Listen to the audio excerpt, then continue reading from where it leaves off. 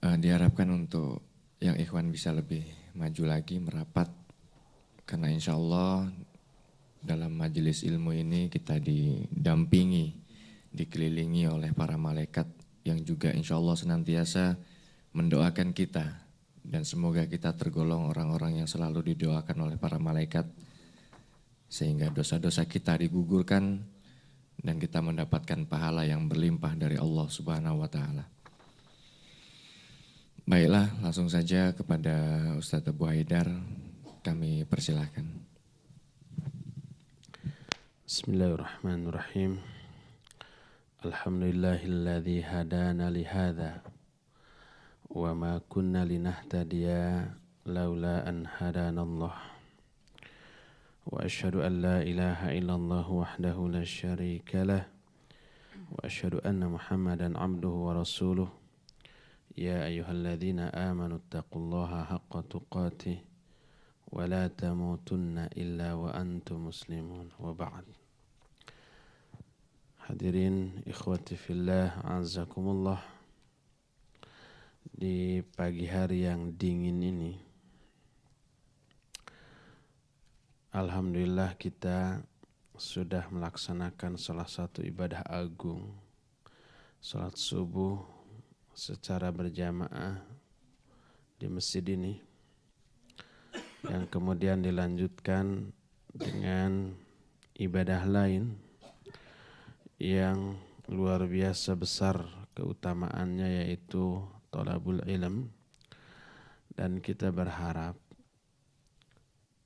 thalabul ilm yang kita lakukan sekarang ini merupakan pertanda diterimanya ibadah sholat subuh yang kita lakukan tadi, sebab para ulama as-salafus soleh menyatakan jazaul hasanah al-hasanatu ba'daha. Balasan bagi suatu kebaikan adalah kebaikan lainnya yang dilakukan setelah itu. Sehingga idza qabbalallahu amala abdi, bila Allah menerima ibadah yang dilakukan oleh seorang hamba, waffaqahullahu amalan solihah ba'daha. Kalau Allah menerima amalan seorang hamba, maka Allah akan berikan taufik kepada orang itu untuk melakukan amal soleh berikutnya setelah itu. Sehingga dikatakan man amila amalan hasanan summa atba'ahu bi amalin hasanin ba'dahu fahadha min alamati qabuli al-amalil awal. Siapa orang yang melakukan suatu amal kebaikan lalu diikuti dengan amal kebaikan berikutnya, maka amal baik kedua ini sebagai tanda diterimanya amal baik yang pertama tadi. Sebaliknya, siapa orang yang melakukan suatu kebaikan lalu diikuti oleh sebuah kejelekan, sebuah dosa, sebuah kesalahan, maka kejelekan itu sebagai tanda ditolaknya amal baik tadi dan tidak diterima oleh Allah Subhanahu wa ta'ala. Sehingga apabila selesai kita melakukan suatu kebaikan, kemudian kita ikuti dengan kebaikan yang kedua, kebaikan kedua ini kita lakukan atas hidayah dari Allah, dan itu menunjukkan diterimanya kebaikan yang pertama tadi. Oleh karena itu para sahabat apabila mereka malam harinya melakukan tahajud, siang harinya mereka saum. Dan mereka berharap saumnya mereka di siang hari tersebut sebagai tanda diterimanya tahajud yang mereka lakukan pada malam hari tadi. Oleh karena itu kita berharap bahwa thalabul ilmi yang kita sedang lakukan sekarang ini sebagai tanda diterimanya sholat subuh yang kita lakukan tadi. Melanjutkan materi khutbah yang saya sampaikan kemarin tentang pentingnya tauhid. Ada banyak keutamaan atau keistimewaan yang terkandung dalam kalimat tauhid la ilaha illallah sampai puluhan. Sebagai tasji, sebagai hal yang bisa memberi iming-iming dan pendorong bagi kita untuk lebih memperhatikan kalimat tauhid. Berikut ini akan kita beberkan beberapa keutamaan atau keistimewaan dari kalimat tauhid tersebut. Keutamaan yang pertama dari kalimat tauhid disebutkan wahya a'zamu ni'matillah allati an'amallahu biha ala ibadihi.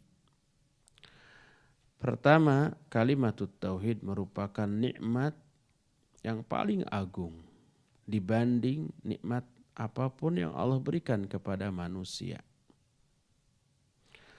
Allah jelaskan di dalam surah An-Nahl ayat yang kedua.